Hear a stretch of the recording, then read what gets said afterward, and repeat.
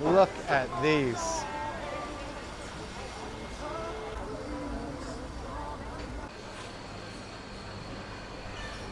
I think I'd buy my chickens from him, to be honest. The man with a t-shirt.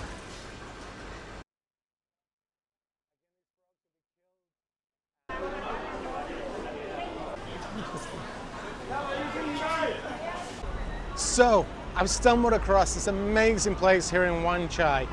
Obviously, supermarkets, everyone loves going to the supermarkets. You get your meat, you get everything all in one go. But I'm guessing here, I think this street is called Bowrington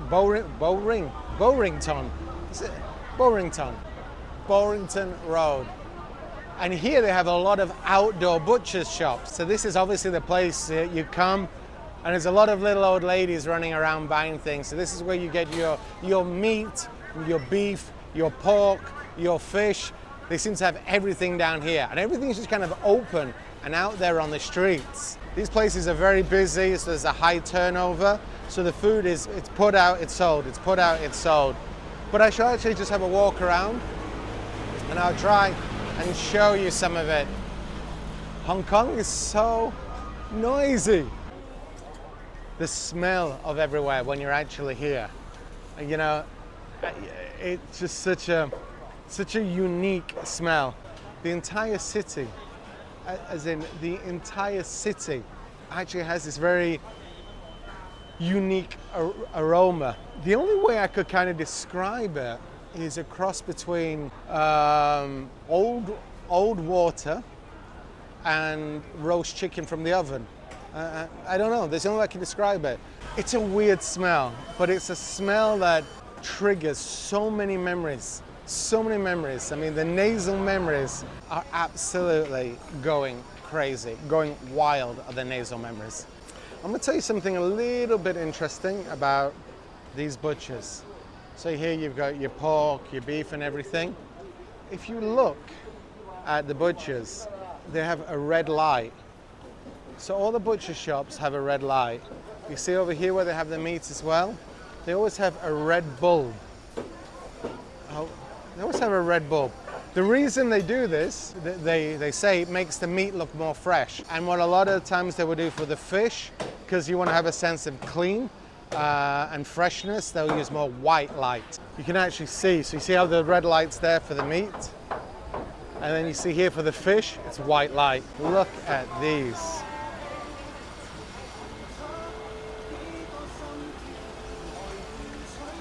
I mean,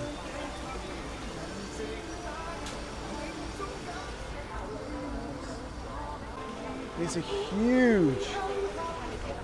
These are enormous. I really don't know if you can get an idea of the size of these crabs. I really want to pick one up, but I don't think you'd let me. Everything fresh, fresh and fresh. And it is fresh. It really is fresh. You can see here, if you look at the fish, you can see by the eyes. So if you ever want to know, if you look at the eyes, if the eyes are clear, that's how you know it's a fresh fish. Make sure the eyes aren't cloudy. Everything is super fresh. And it doesn't smell.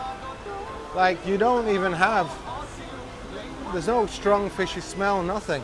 Absolutely nothing.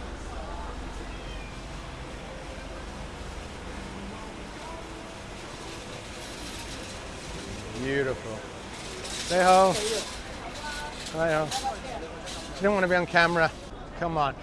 I'm surprised because normally markets like this, they'd usually have big baskets outside full of frogs, and then you just point at a frog and then they just rip the skin off while they're still alive and throw them in a bag for you.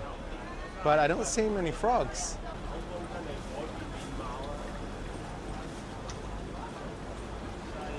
Yeah, you see they've got the red lights here because they've got it more bloody. And always have flower shops next to fish. Maybe that's why it doesn't smell so bad. But then you kind of wonder, if you buy some flowers and you take them home, are they going to smell fishy? Oh, wow. Kind of lobsters.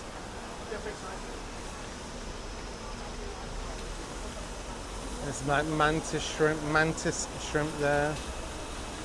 These are like the big head prawns, aren't they? These are the ones you see in Thailand, but these are quite small ones. These are the big head prawns.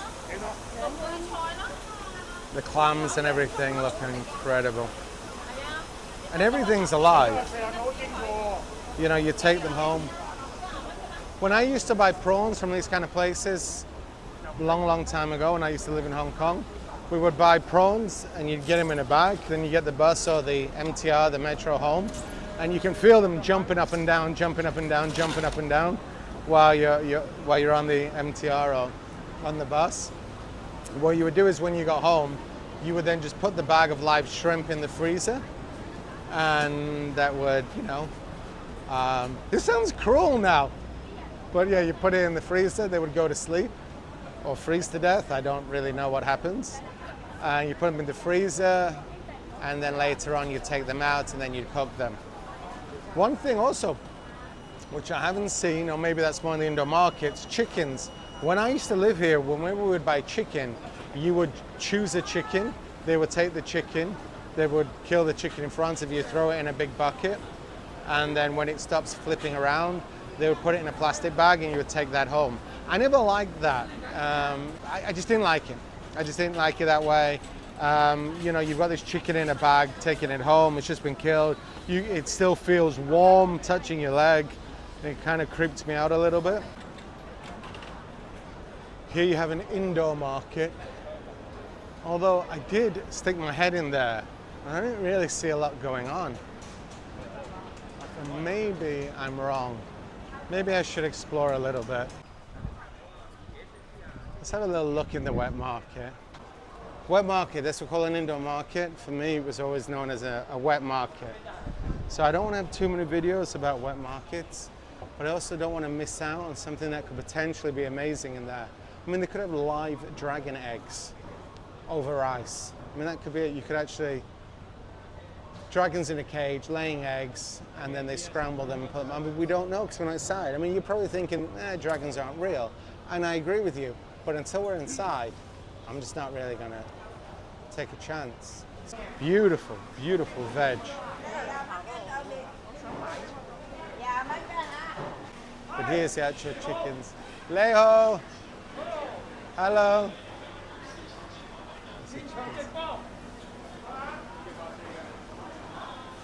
So yeah, so you would actually buy these chickens. See if I can get this guy. See? And then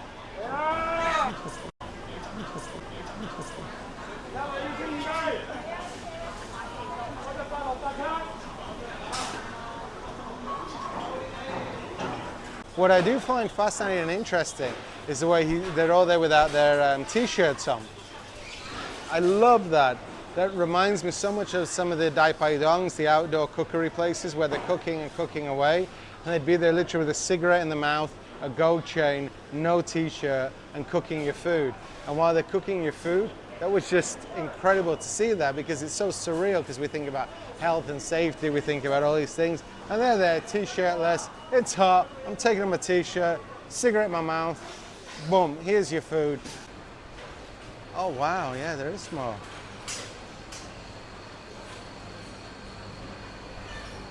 I think I'd buy my chickens from him, to be honest. The man with a t-shirt. Trust me, I think what we have in the West in our supermarkets is a lot scarier. We pick it up off the shelf in Europe, but at the end of the day, how it gets to the shelf is not pleasant either. Maybe sometimes with these kind of traditional markets, you get to see it as it is. And again, this is food that isn't not just pumped full of chemicals and God knows what. These scallops. Hello. Leho, hello. Where are you from? Everywhere. Europe. Europe. Europe. Okay. Originally from England. Yeah. Nice to meet you. Come to, yes, I find you come to Hong Kong for visit. Holiday, yeah. Holiday. Holiday. How many days? 10 days. 10 days. 10 days. 10 days, just eating, eating, and eating. Oh, Your food looks very beautiful. thank you. So this is what, 72 for one? For one gatti. For one. But they're big. It's big. Gatti. Yeah. Gatti. Whatever gatti From means. Thailand. Fantastic. Say hello. Leho. 你好， Good 你 Thailand. 来自香港。 You see, isn't that nice? Welcome to Hong Kong. Thank you very much. Take care.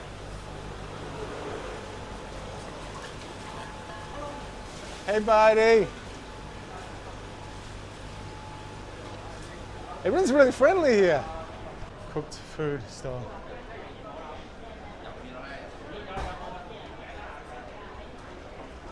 Oh, there's a crocodile. Where they go over there? Crocodile food? Crocodile soup?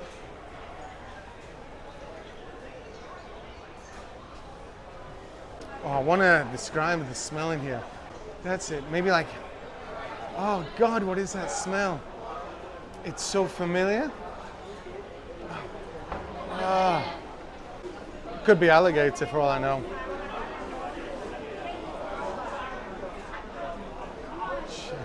Cheese. No, that's the smell. It's like really weird cheese. But you know when your feet smell like cheese? It's that kind of cheese. Not like the good cheese. Like sweaty feet cheese. That's the smell. That's the smell. All mixed with noodles. You know, I'm gonna pioneer something for YouTube. I think YouTube would work so much better. I don't know if you guys remember, back in the 90s, it used to be popular to get those scratch and sniff cards. So you'd watch a program, then you at a certain moments it would give you a color and you would scratch a scratch and sniff card.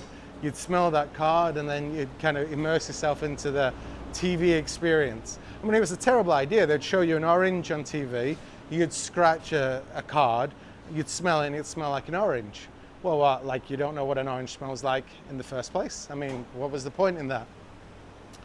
But what I need to do is a scratch and sniff card for travels around Asia. Because if you could watch this video and get a whiff of the scent, I mean, this is revolutionary. Oh, scratch and sniff OnlyFans. No, stop it. Yeah. How interesting. God. Then now, soy sauce, oyster sauce, bok choy, morning glory. I'm getting just green leafy vegetables and oyster sauce now. That's all I can smell right now. Ah, heaven. If you guys get a chance to eat in that food court at the top, let me know what to order, what to say, how to order it. I am completely lost with that place. I've got no idea how I'd even start. I mean, you can't even point at anything. There's no pictures. There's like random, obviously it's Chinese characters. I mean, I've got no idea. I wouldn't know where to start. Anyway, like, share, subscribe. All the best. Take care. Thank you very much.